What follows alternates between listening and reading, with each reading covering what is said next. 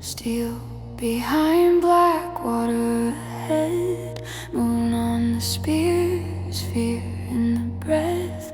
Dust like thunder rolling our name. Why did we leave old ghosts, same chain? 3 days. That is how long the euphoria lasted. And 3 days ago, they were singing one of the greatest hymns ever written. And 3 days ago, Miriam had the drum in her hand and all of Israel was dancing on the shore. And now the water that they had, it's run out. And what they find when they finally reach a spring is so bitter, they can't drink any of it. So 3 days from Song of the Sea, the Song of Miriam, to this bitter, rancid water of Marah. And if that does not sound like your life from time to time, you've not been paying attention. I know I've experienced this myself. So welcome back to Come Listen With Me. I'm Ricky Black, aka Elder Eleazar, and this is our Wednesday, April 15th reading for week 16 of our ongoing 2026 Come Follow Me study of the Old Testament. And today, we're covering two passages. The end of Exodus 15, it's going to be verses 23 to 27, and then we're going to cover the first half of Exodus chapter 16. That'll be verses 1 through 15. And that gives us a better look at things like the bitter water at Marah, the oasis at Elim, and the murmuring in the wilderness of Sin. And it's the first appearance of Manna. And it is a lot of ground, but it's all connected. So we've got a good stretch of text to read today, some real tenderness from God hiding in places you might not expect, and a Hebrew word that is literally a question mark. So let's go ahead and get into it. Now, of course, before we start, we always want to read with intention and not just passively checking the box. So a couple of questions to keep in mind as we move through the verses today to help focus our minds to draw as much out of our reading today as possible. So first, just be thinking about, what does this passage reveal about God's character when his people are needy, afraid, and complaining? I mean, really just watch how the Lord responds to bitterness, hunger, and murmuring. And then, where does the glory of the Lord appear in this story, and why does that matter, right? Watch where God shows up in what kind of place and what kind of moment. And then finally, just really think on how do these verses point forward towards Jesus Christ. So look for the tree, the healing, the bread from heaven, and any language that feels larger than the immediate moment. See if you can start connecting the dots as we go through this. All right, so with that, let's go ahead and open our scriptures and jump right on in. So again, continue today in chapter 15. We're going to start with verses 22 and 23 here. So Moses brought Israel from the Red Sea, and they went out into the wilderness of Shur. And they went 3 days in the wilderness and found no water. And when they came to Marah, they could not drink of the waters of Marah, for they were bitter. Therefore, the name of it was called Marah. 3 days without water in the Sinai Peninsula. And for a population of this size, nearly 1.5 million to 2 million people with children and livestock, that is a genuine emergency, right? And so this isn't murmuring for sport or, privileged people who just don't have comfort. This is a very real problem with very real thirst.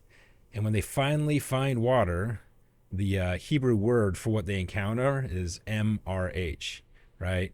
And it carries more than just, a taste, right? It means bitterness, grief, rebellion, affliction. And it's the same root that gives Naomi her grief name in the book of Ruth. Call me Marah, for the Almighty has dealt very bitterly with me. So the place is not just unpleasant. It's named for the kind of suffering that makes you question whether God is paying attention. The sort of suffering that leads to some sort of lashing out and rebellion. So it's a very serious moment. These are the waters of suffering and rebellion. All right.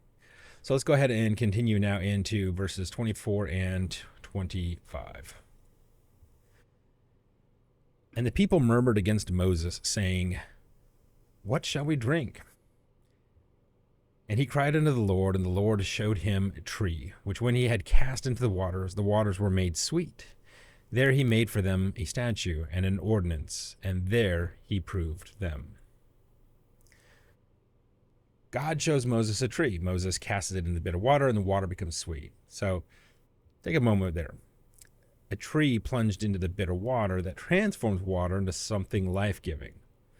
So the early Christian interpreters like Origen, Basil, Thederet, they all read this as a type of cross, right?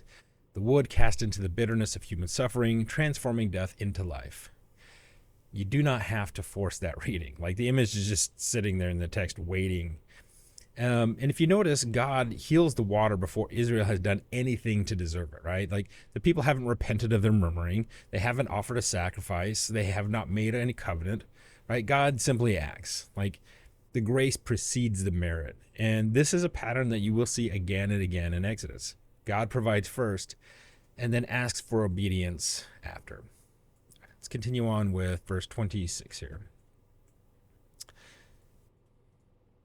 And said, If thou wilt hearken to the voice of the Lord thy God, and wilt do that which is right in his sight, and wilt give ears to his commandments, and keep all his statutes, I will put none of these diseases upon thee, which I have brought upon the Egyptians, for I am the Lord that healeth thee.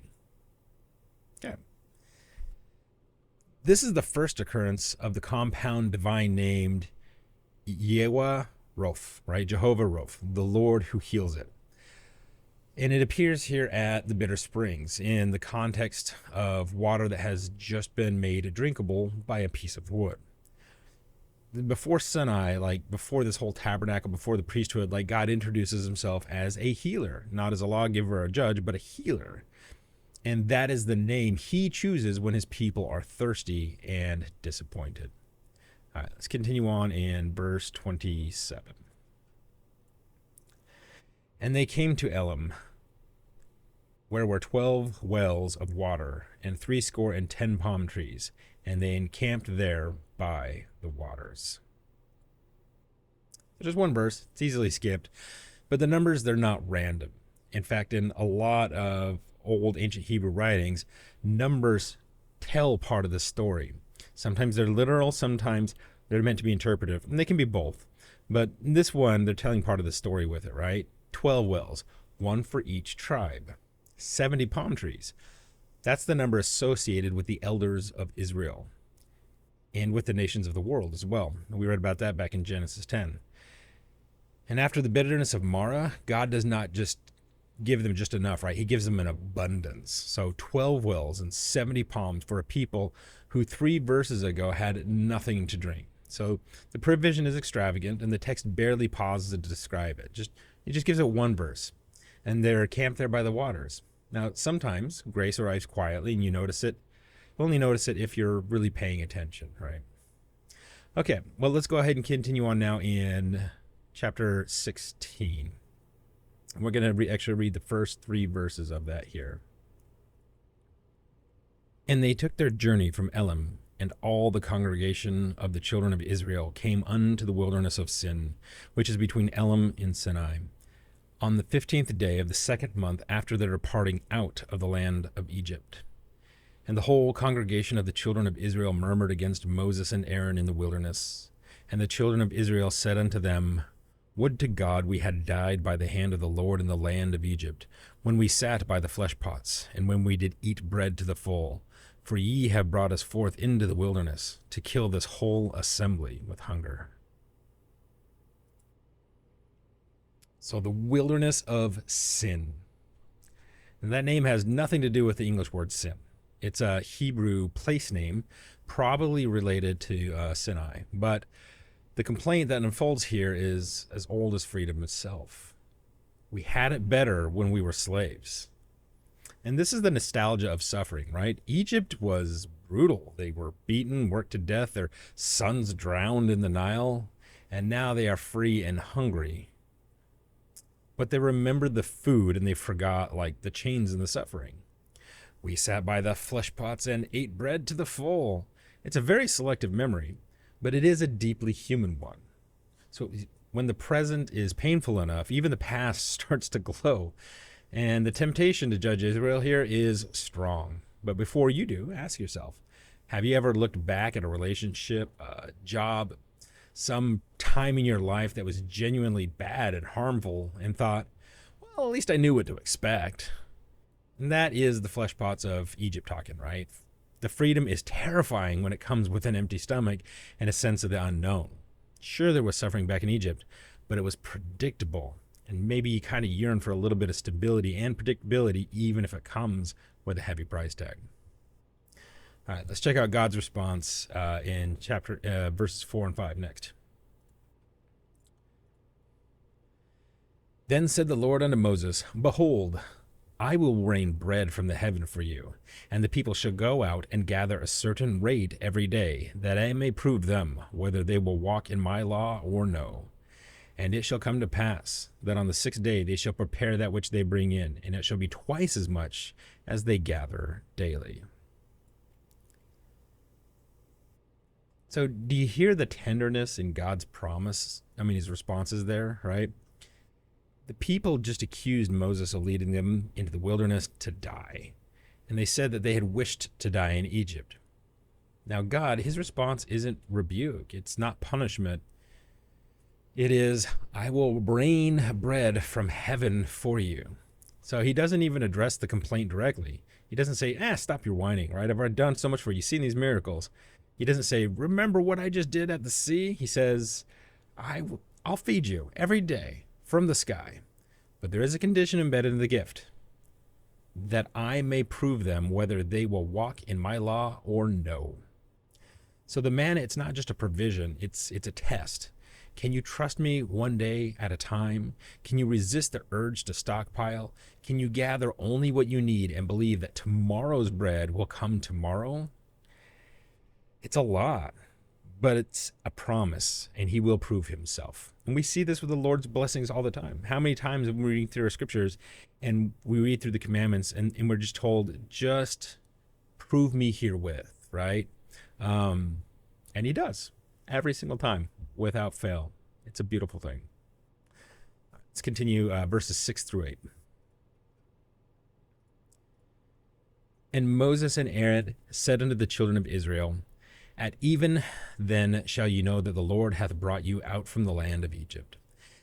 And in the morning then ye shall see the glory of the Lord, for that he heareth your murmurings against the Lord. And what are we, that ye murmurings against us? And Moses said, This shall be when the Lord shall give you in everything flesh to eat, and in the morning bread to the full, that the Lord heareth your murmurings which ye murmur against him. And what are we? Your murmurings are not against us, but against the Lord. So Moses makes that subtle but important correction. Your complaints are really about me, he says. What you're complaining about is against God. So when you murmur against your leaders, you're murmuring against the one who sent them, who is directing them. So Moses does not take the attack personally. He just redirects it upward. And God, for his part, does not respond with murmurings to the murmurings or with anger or anything else. Like, he responds with quail in the evening and bread in the morning. He hears their sort of compliant answer, right? And and it's with food. It's exactly what they need. Okay, so let's get to the actual manna. We're going to do verses 9 through 12 here. And Moses spake unto Aaron, saying unto all the congregation of the children of Israel, Come near before the Lord, for he hath heard your murmurings. And it came to pass, as Aaron spake unto the whole congregation of the children of Israel, that they looked towards the wilderness. And behold, the glory of the Lord appeared in the cloud. And the Lord spoke unto Moses, saying, I have heard the murmurings of the children of Israel. Speak unto them, saying, At even ye shall eat flesh, and in the morning ye shall be filled with bread, and ye shall know that I am the Lord your God. The glory of the Lord, it appeared in a cloud, right? So Israel, it looks toward the wilderness, towards emptiness, towards the unknown. And the glory of God is there, not on a mountaintop and not in a temple, in the cloud over the desert in the middle of their hunger. And God shows up where the provisions have run out. And the phrase that he keeps recurring ye shall know that I am the Lord your God. So the manna is not just about satisfying hunger, it's about revelation. Every morning the bread appears, the ground in the morning it says, I am here, I have not forgotten you. I am the Lord your God. So again, he's just asking for some trust, and he's going to prove himself every single time. All right, let's continue on in verses 13 through 15. And it came to pass that even the quails came up and covered the camp. And in the morning the dew lay around about the host. And when the dew that lay was gone up, and behold, upon the face of the wilderness there lay up a small round thing, small as the hoarfrost on the ground. And when the children of Israel saw it, they said to one another, It is manna, for they wist not what it was.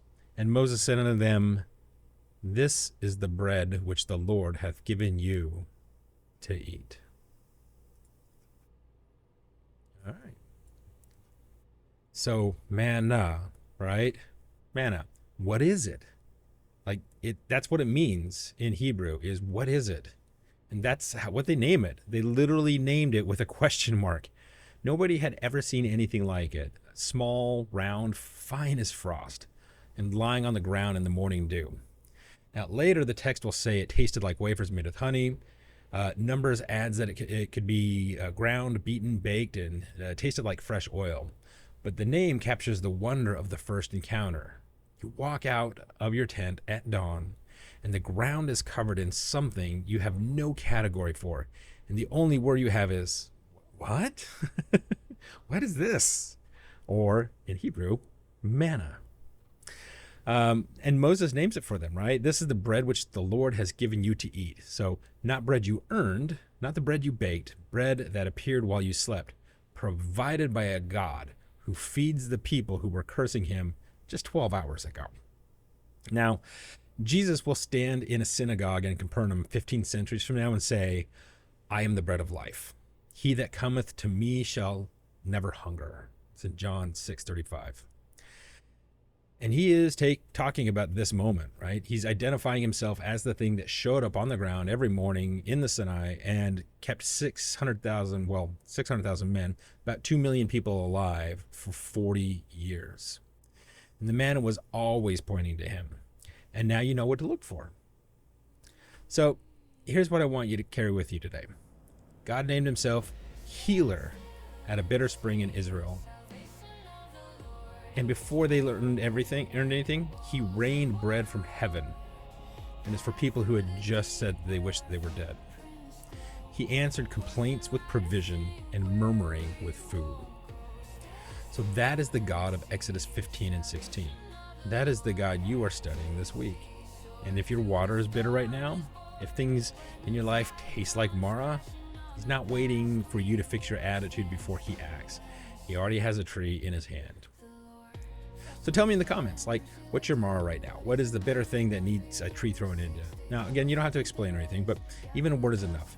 And it can be something to share with the community to know that maybe they're going through the same things, and they can trust that the Lord will make those bitter waters sweet with the gifts that he's already provided.